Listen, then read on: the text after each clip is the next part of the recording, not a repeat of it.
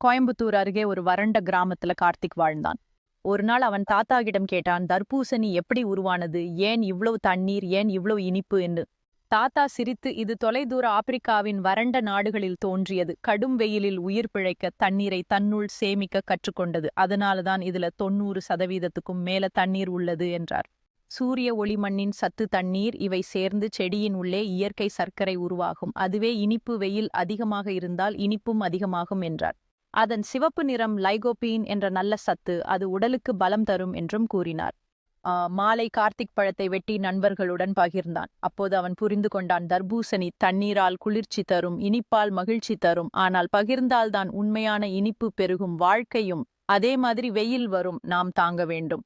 உள்ளம் நல்லதாக இருந்தால் அது சிவப்பு போல ஒளியும். அன்பை பகிர்ந்தால் வாழ்க்கை இனிக்கும். தர்பூசணியை பிடிச்சவங்க மறக்காம லைக், சப்ஸ்கிரைப் பண்ணுங்க.